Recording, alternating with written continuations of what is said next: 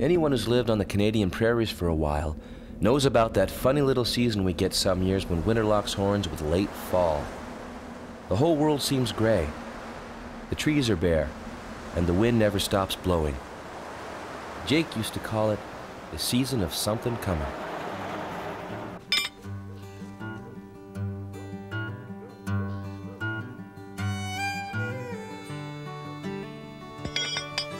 I'm telling you, Jake, the H-bomb goes off when they join atoms together.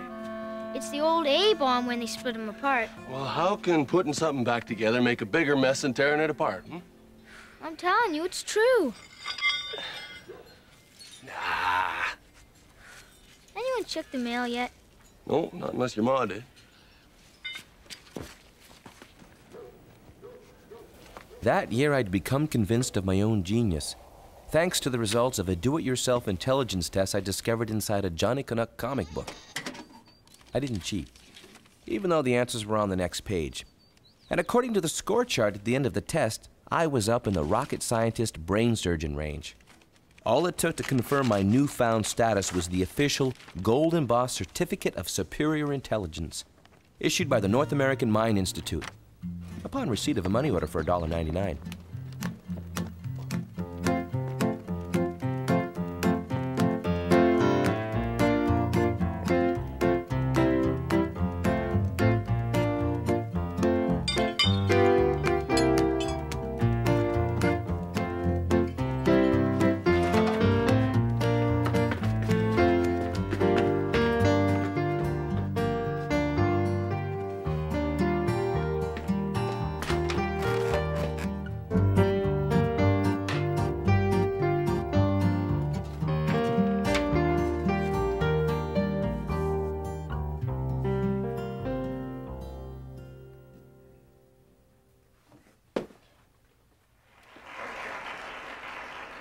Und it is with great pleasure that we welcome the great Professor Benjamin Osborne to this gathering of the country's brightest minds.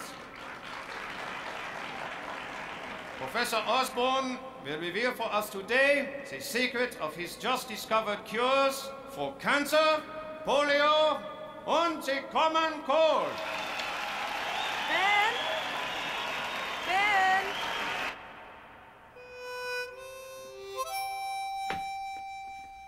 Hey, Greg.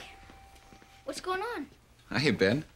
Your mom, Miss Henchbaugh, and I are on the school book fund committee. I brought some publishers' catalogs and samples out for your mom to look at before our meeting tomorrow. Hey, Ma, guess what? My new certificate came. Huh, that's great, hon. Oh, Ben is a fully qualified member of the North American Mind Institute. I'll have you know he's earned a Certificate of Superior Intelligence. Well, I'm not a bit surprised. Sorry, Julia. I was having a hard time putting those horseshoes away for another winter. That's okay, Jake. I just wanted to ask if you and Ben would mind driving into town and picking up some dry goods from Molly's. She knows what I need. I could have done that for you, Julia. No, that's fine with me. Ben, you ready to go? Yeah. Hey, Greg, do you know the difference between the A-bomb and the H-bomb? Well, let's see. The H-bomb is much more powerful, of course. And its trigger is atomic fusion, the joining. The joining of atoms. See, Jake? I told you. I told you.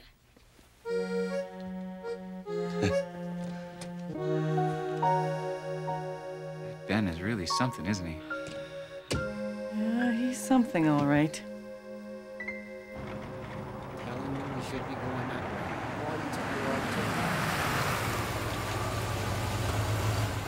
way. Afternoon. Hello.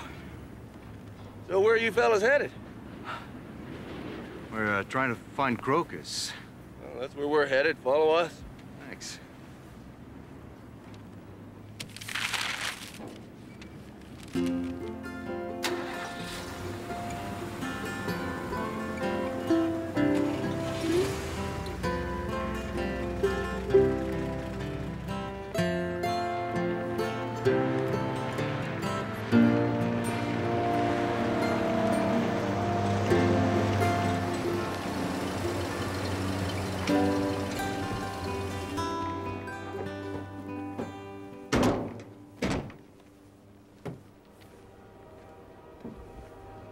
World-renowned hypnotist, the Dr. Hannibal Suzzy, mesmerist extraordinaire. Sounds like fun.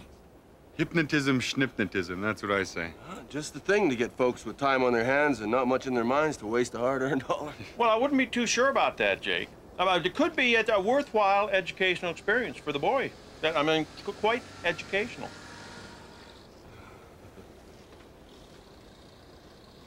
Ben, I do believe I've found another book you'd enjoy. I do believe I have. Well, why don't you come on inside and take a look?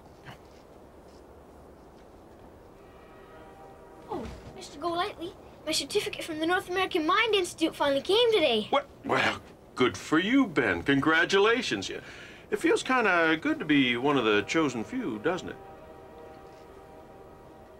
Yeah.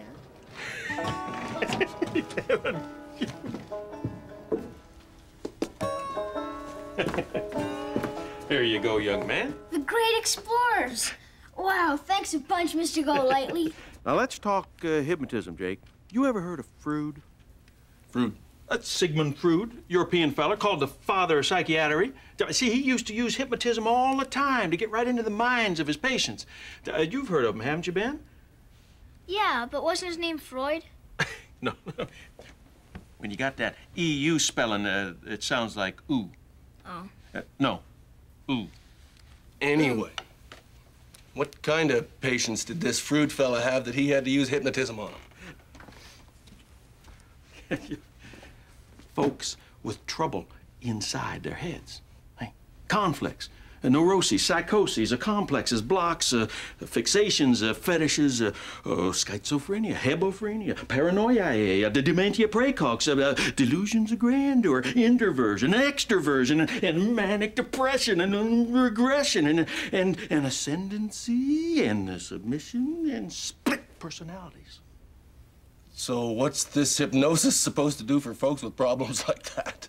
Well, that's just it, you see. I mean, it allows masters of the technique, like Dr. Freud, to reach right down into the subconscious of their patients, see, and straighten out all the confused and twisted bits. Just straighten them right out. Oh, I get it. It's kind of like a mechanic for the brain, eh? Well, the proper term is psychoanalysis.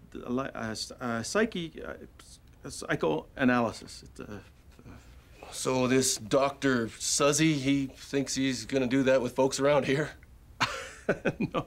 Dr. Suzzy's just an entertainer.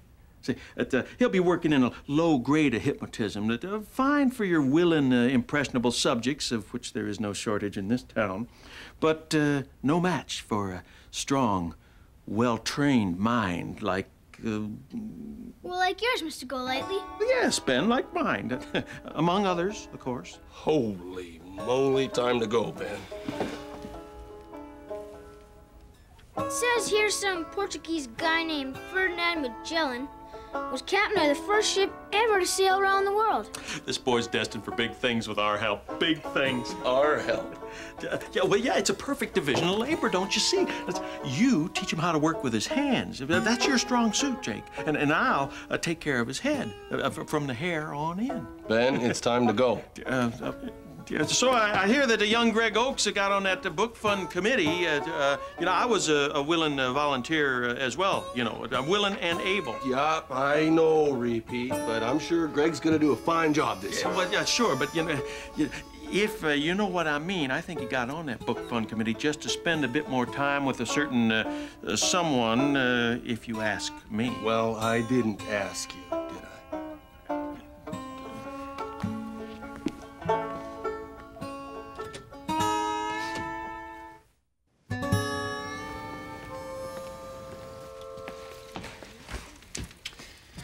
Sugar, salt, yeast. Howdy, Jake. Ben? So it's you been nailing up all those notices? Yes, sir. It's going to be a real good show. And a real good plug for the store. Will you see?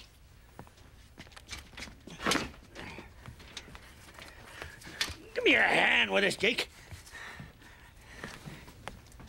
Hey, Ben, have you seen the new comics? What do you think? Looks like a bed, Gate. Yes, sir. A brand new one. Molly just got it in for Harv Buchanan. I'm just borrowing it for a bit. Hijacked is more like it. What for, Gate? Dr. Suzzy. He's planning a little hypnotism demonstration right here at the store tomorrow afternoon to promote the big show at the town hall. Now, the way I figure it, the people who come to watch that are bound to wander in here afterwards and buy a few things. Only if there's something they need, Dad. Not necessarily, Molly, darling. The first rule in modern advertising, grab their attention. Then the coins jingling in their pockets will do the rest. So, Ben, what's your mom up to? She's with Greg.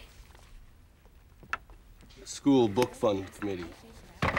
That's funny. I thought Repeat was doing that. Well, apparently Greg volunteered first. Boy, that Greg, he sure is a community-minded young man, huh? Hey, speaking of your fiancée, Molly, darling, I do not understand why you didn't get a mattress for you two when you ordered Harvey's in. I guess there's plenty of time for that, isn't there, Gate? They don't even have a wedding date yet. Time? Holy smokes, I almost forgot. Dr. Suzzy's bus is due in any minute. Come on with me. An important man like Dr. Suzzy deserves more welcome than a worn-out old codger like me. You can come back for this. Thanks.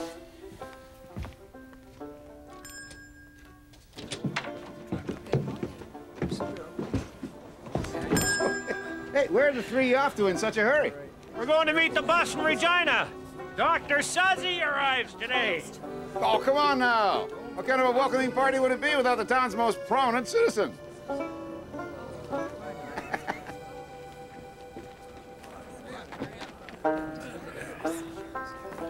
Morning, Jake. Yep.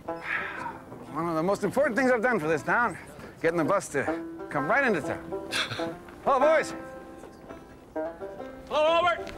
Hey, now. Those friends of yours, Albert? Businessman from Winnipeg. Very influential. Rushed right over to see me as soon as I got into town. Why would anyone do that? Apparently, I'm very well known in Winnipeg. They want my help looking into investment opportunities in Crocus. Crocus? Why not Crocus? I swear, Jake, you really gotta wipe the dung off your boots and rub the chaff out of your eyes. Isn't that so, Gate? Well, I hate to agree with Albert, but he is right, Jake. Yes, indeedy, Bob. Time to expand your horizons. You gotta look at the bigger picture. There's the bus. Embrace this golden age we've entered. Climb aboard the new economic engine in this country, or get left behind in the dust.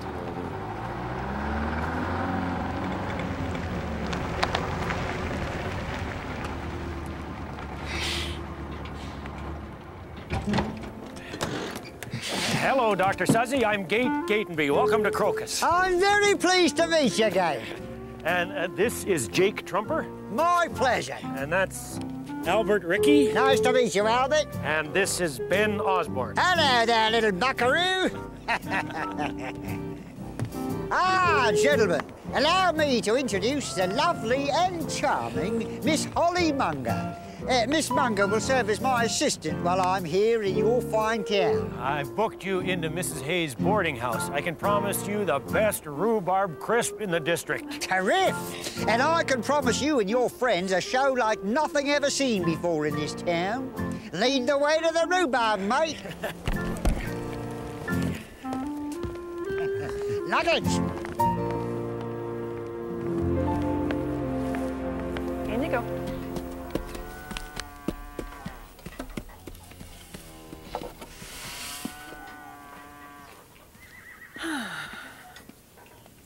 I see you brought home another book from Mr. Golightly. Yeah, it's called The Great Explorers. You ever heard of Ferdinand Magellan? You may be surprised, Ben, but yes, I have. You and Mr. Golightly are getting pretty chummy, aren't you? He's a smart man. Yes, I suppose he is. Thinks I'm smart, too. Well, we all do, Ben. You are smart. You and Jake, on the other hand, not very chummy. In fact, you've been quite rude to him, Ben. How come? I don't know. Just we argue about things these days. Like? Everything. Things I read and I learn in school. You know, Jake doesn't have much schooling. I know that, Ben. But don't be fooled. Jake is a smart man, too. Yeah, I guess.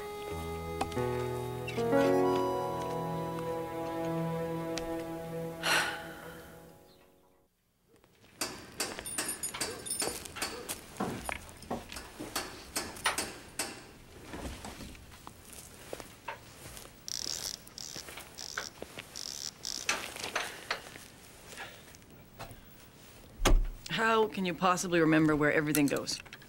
Oh, I don't know. You just do. After a while, you just trust your fingers to go where they're supposed to go. It's kind of like you playing the piano, I guess. Jake, is everything okay between you and Ben these days? I'd say so. Why do you ask? It's his attitude lately, especially his attitude towards you. Well, he's pretty strong-minded these days, but that's a good thing. It means he's growing up. Well, growing up is one thing. Getting too big for your britches is quite another. Well, butting heads is a natural thing. As I understand it, it happens. Well, it happens between fathers and sons, and, well, if that's what's happening here, I'm more flattered than anything. Jake.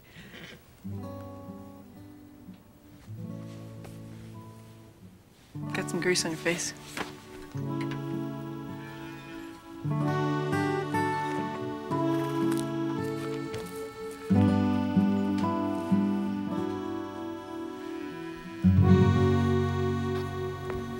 Very good. Woo. Okay, Ralph. Ralph, can you find Sicily? Come on, Ralph, let's go. You're not gonna get it. Over there, to the left, yeah. You're not even close. Time's almost up, Ralph. Not as smart as us.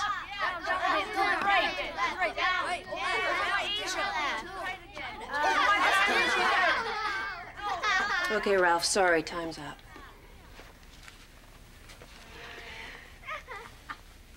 All right, Ben?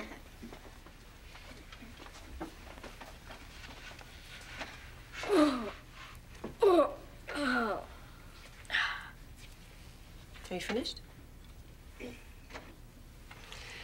Okay.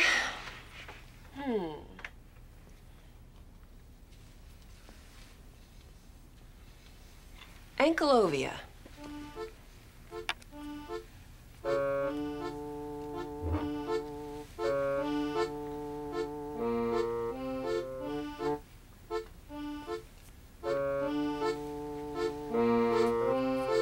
Time's almost up, Ben.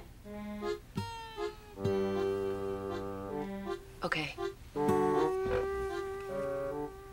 right, would you please all return to your desks and do some free reading?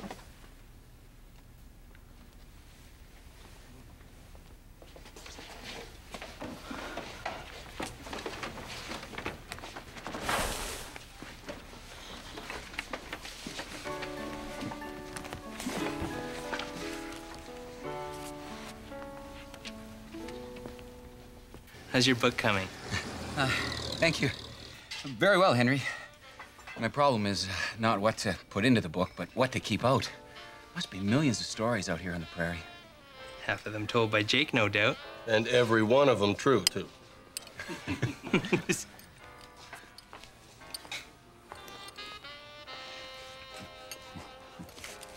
Creative stuff must be hard work.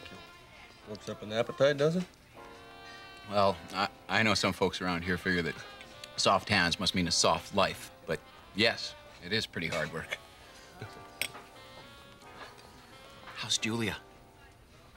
Oh, you mean since yesterday? She's fine. How's Molly? She's terrific. The wedding plans, how they coming? Great.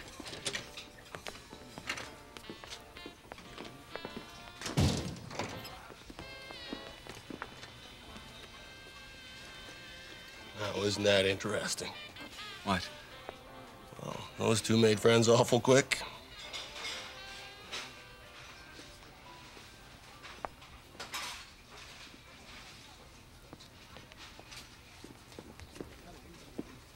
She's that hypnotist assistant, and he's some businessman from Winnipeg, I guess. They both hit town yesterday, but not together. Where are they staying? Well, her and the hypnotist are up at Mrs. Hayes' place there. Him too, most likely. Only boarding house in town, after all. There's your explanation. Close quarters make for fast friendships. I reckon that's true.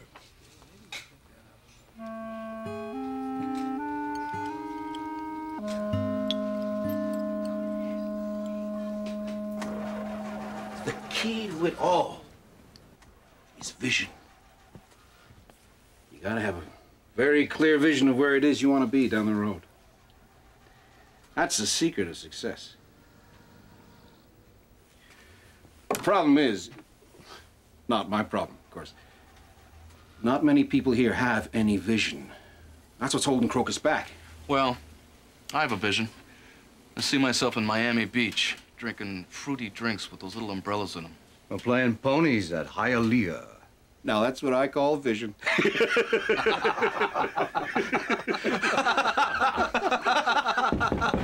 Come in.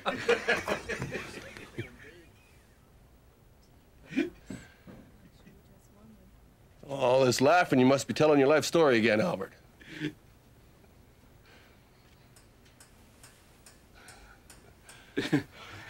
So, did you try the pie? Matter of fact, I did. Delicious. Are you here for anything specific, Trumper, or are you just trying to steal time from three busy men? No, I need a head gasket for that old tractor of mine. Back in a minute, boys. Take your time, Al. We're in no hurry. Oh, same here. Please take all the time you need.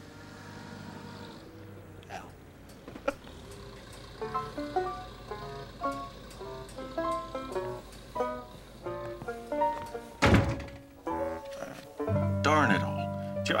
I know it's got to be here somewhere. I absolutely, positively do. It's Anklovia. It's a small country. No, a territory. It's a territory somewhere there in Central Asia. It's famous, if I'm not mistaken, for its big saltwater lakes. It's famous for its big saltwater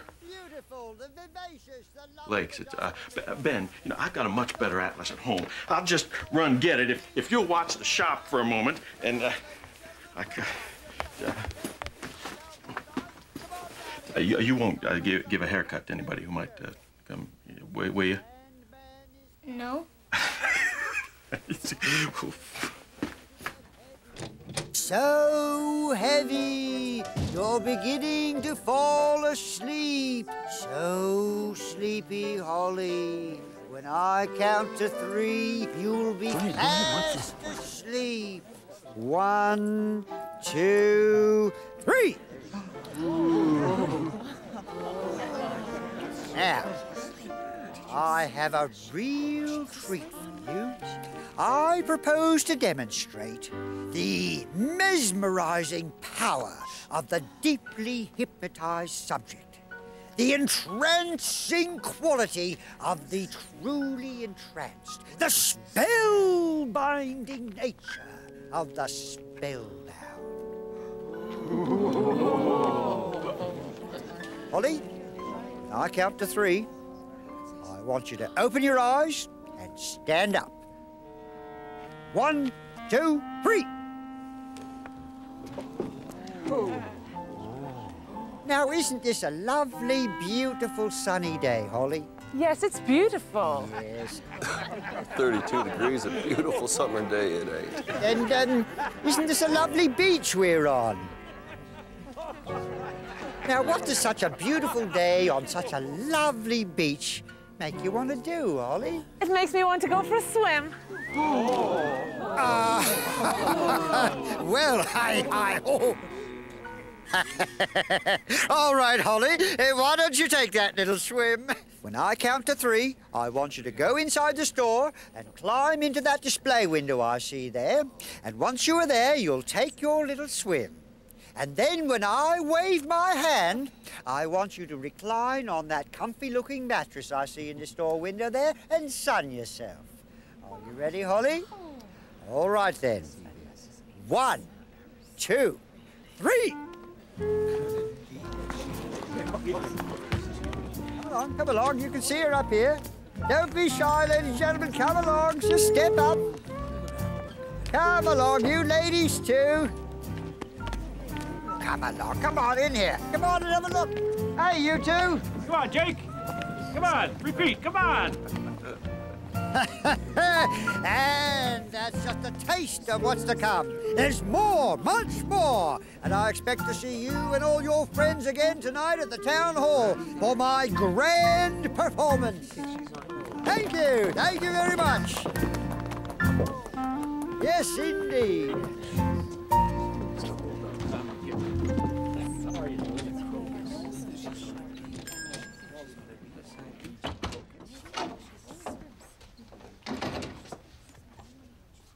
Well, Dad said this would bring out a crowd. He was right.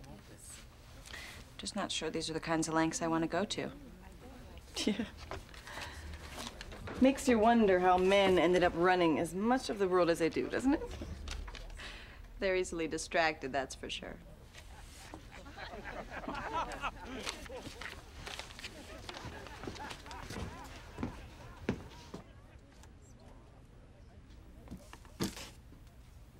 The good news is Greg isn't foolish enough to be standing out there.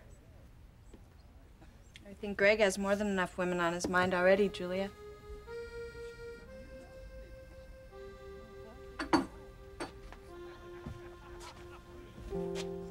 What are you talking about? It just seems to me that Greg would rather be with you than with me. That's not true. Isn't it? He's always volunteering to run on out to your place so that you don't have to come into town for things. When he sees you in the cafe, he'll pull me in right off the street just to say hello to you. And now there's the school book committee.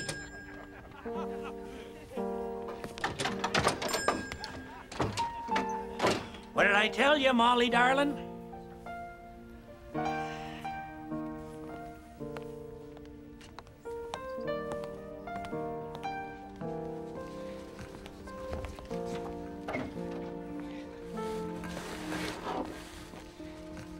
I better be going.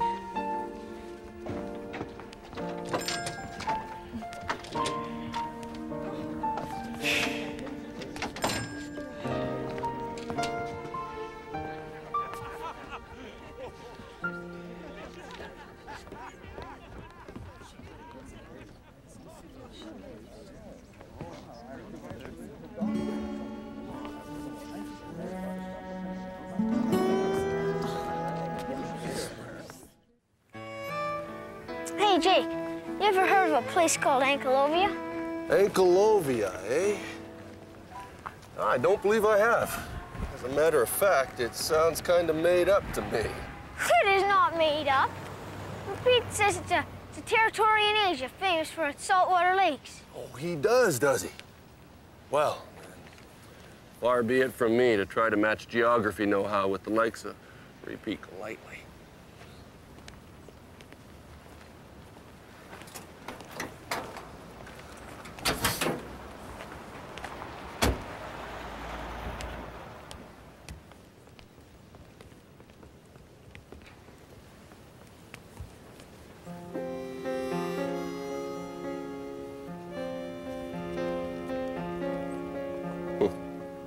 Sure are a lot of strangers who know each other real well in town right now.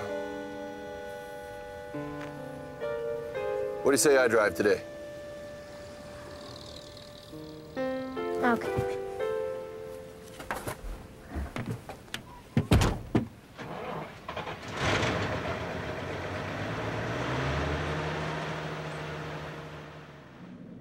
Well, personally, I like this one. I think it'd make a good reader for 5s and 6s. I agree. It's got a nice mix of poems and stories in it. What thinkest thou? I'm sorry, did you say something? I asked you what you thought of this one. Oh, it's okay. Okay. Just okay. Why, this book is destined to take its place on the shelves of the world's great literature any day now. Okay, you say? That's what I said. Have I said something to offend you, Julie? No, the book is fine, really. Maybe we should call an early end to this meeting. After all, we'll all want to have supper and get ready before Dr. Suzzy's big show tonight. Well, I'll see myself out. Julia, if you don't mind, I'd like to have a brief word with you about Ben before I go.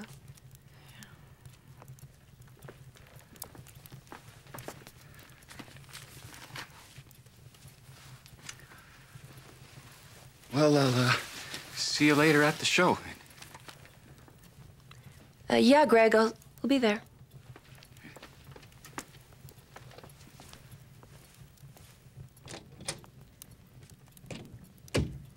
You wanted to talk to me about Ben? I have a confession to make. I played a dirty trick on Ben in school today, and I feel just awful about it. You? He was showing off in our geography bee, making fun of the other team. So when it was his turn, I made up a nonsense place. It stumped him. He was pretty embarrassed when he got a taste of his own medicine back from the other team. Emily, don't feel bad. He obviously had it coming. Maybe that'll teach him a lesson. Goodness knows his attitude is in need of adjustment lately. Oh, he's a good boy, Julia. I think that's why I feel so awful about it. He's just growing up, just starting to test his wings, to test all of us. That is exactly what Jake says. And you know, he has been the hardest of all on Jake lately.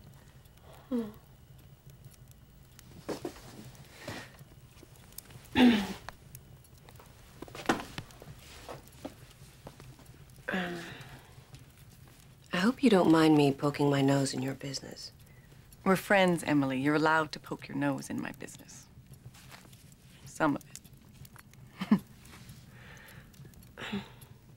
You and Greg, is there something wrong? I had an upsetting conversation with Molly before the meeting. She thinks Greg is interested in me. You mean you haven't noticed the way Greg acts when he's around you? The way he looks at you? It didn't even occur to me until today. He has that charming manner with everyone. I never took it personally. Julia, the only one in this town unaware of how warm and beautiful you are is you.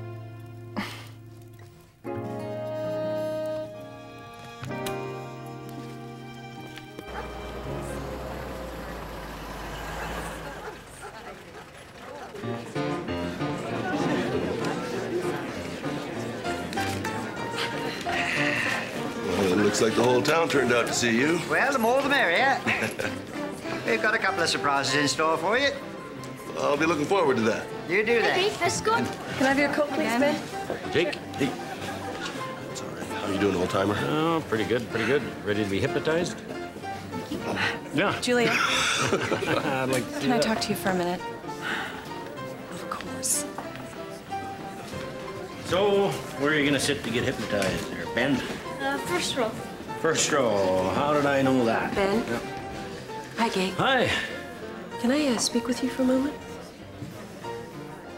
Excuse us. Sure. Ben, I want to apologize to you. You do? You've heard the expression, 2 wrongs don't make a right? Yeah. Well, today I was guilty of doing just that. The truth is, there's no such place as Ankleovia. Well, sure there is. Mr. Golightly says it's a territory in Asia famous for its saltwater lakes. No, Ben, I made it up. I thought it would teach you a lesson about showing off. I was wrong. It was a wrong thing to do, and I'm sorry I embarrassed you. But that's what Jake said, that it was a made-up place. Well, Jake was right. Well, then why did Mr. Golightly say all those things about Asia? Ben, there are two kinds of people in the world. Those who like to let on that they know a lot more than they do, and those who know a lot more than they generally let on. Now, which of those two kinds of people would you rather be? Well, I'd rather be someone who knows more than they let on. Like Jake.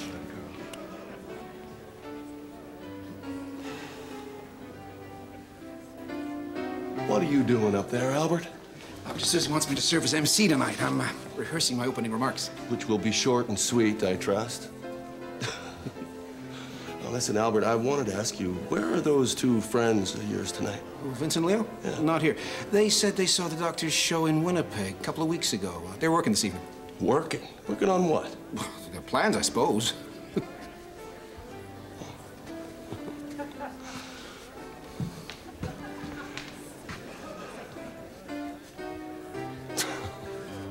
We'll break a leg there, Al.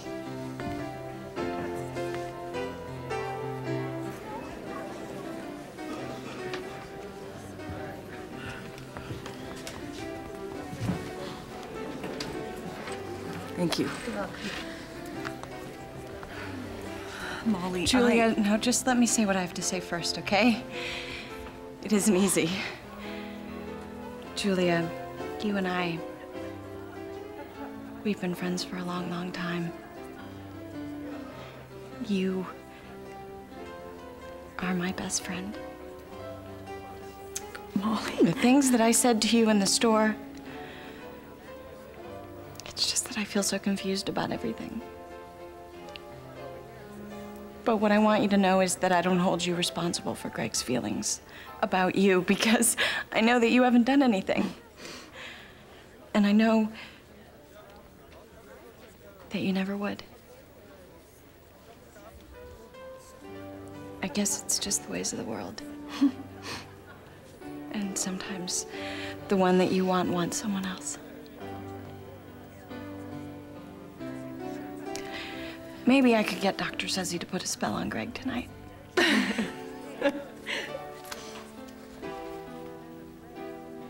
Molly, you are the only spell that's needed. If Greg has any sense at all, he will come around and he will realize what he has got.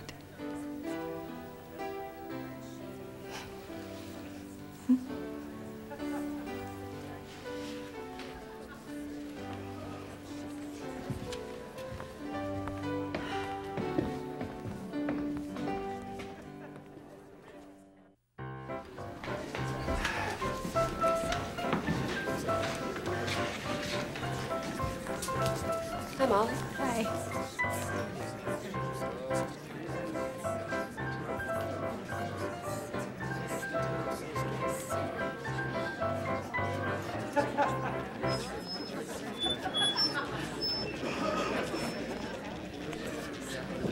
Good evening, friends and neighbors. Nice to see so many of you out. For anyone who doesn't know me, I can't think of anyone in these parts who doesn't know me. I'm Albert Rickey, owner of Rickey Motors. For the best deal in cars, trucks, and tractors, and parts and servicing for all of the aforementioned, come to Rickey Motors. I'll be your master of ceremonies tonight.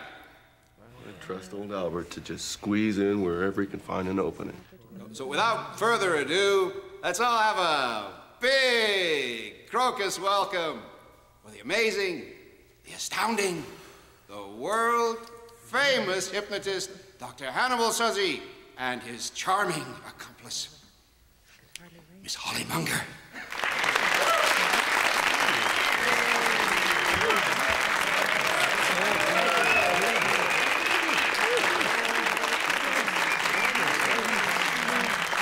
Get rid of this microphone. It's going to cramp my stomach. Thank you for that warm welcome and for those wonderful, wonderful opening comments. You have no idea how very pleased Holly and I are to be with you tonight. Thank you. In listening to Albert's opening remarks, it occurred to me that we should start the show with something that would be special for him. Something worthy of his position as this town's most prosperous citizen. And so...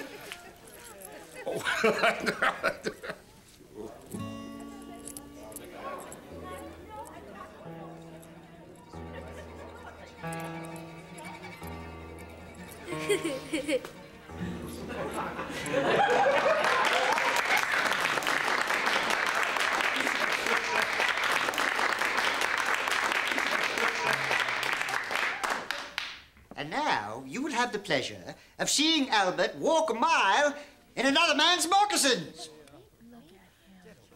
Albert, when I count to 3, you will open your eyes, but when I do, you will no longer be Albert Ricky, the richest man in Crocus. You will be Albert Ricky, the pauper, a poor beggar reduced to panhandling through the audience for spare change.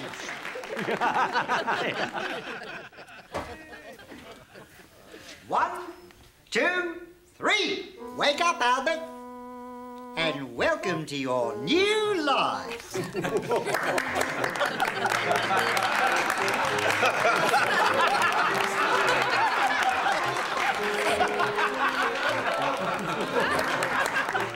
got all my money already, Albert.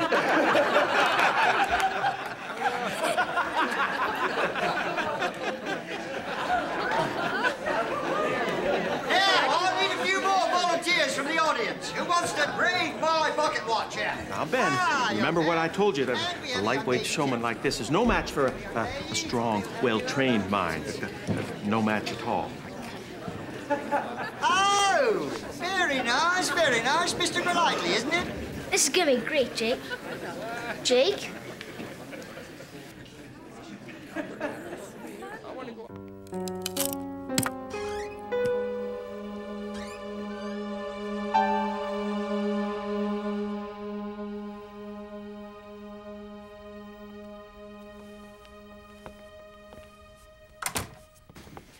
I'm told, Mr. Golightly, by very reliable sources, that you're a very smart man.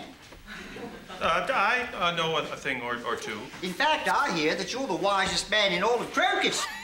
I wouldn't go that far. Well, given that, I think that we should have a little fun by making the man who's as wise as an owl into an owl.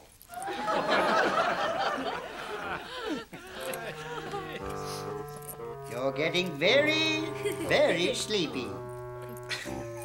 Oh, yes, you are, mate. Oh, yes. There you go. Off to sleepy land. Down you go, off into the ether. There we go.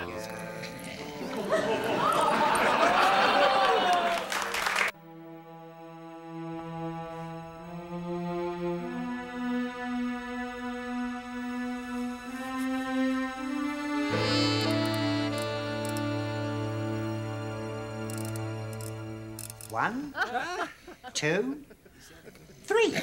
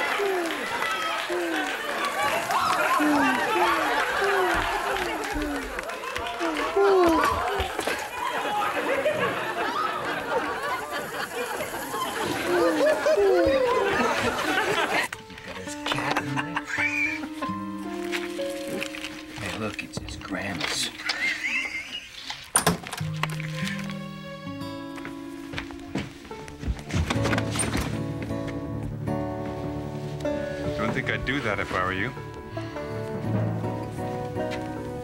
This must be what Albert meant by investment opportunities in Crocus.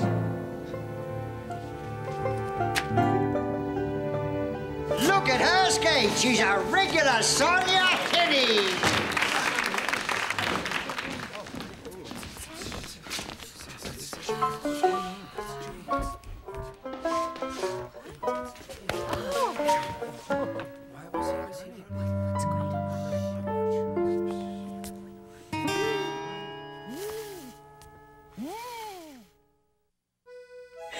The sight of Albert Rickey begging for silver has to be one of the funniest things I've ever seen in my life. You know, for a crook, that old Dr. Suzzy's got a pretty good sense of humor. I'm pretty sure Jake was referring to cold weather and snow when he told me about the season of something coming. But ever since the night Dr. Suzzy put on his little show and I learned the truth about Ankylosing, that expression has meant something else to me. Now when the trees are bare and the wind never stops blowing, the something coming I think about is new knowledge. Knowledge about myself, about people, about life and the ways of the world.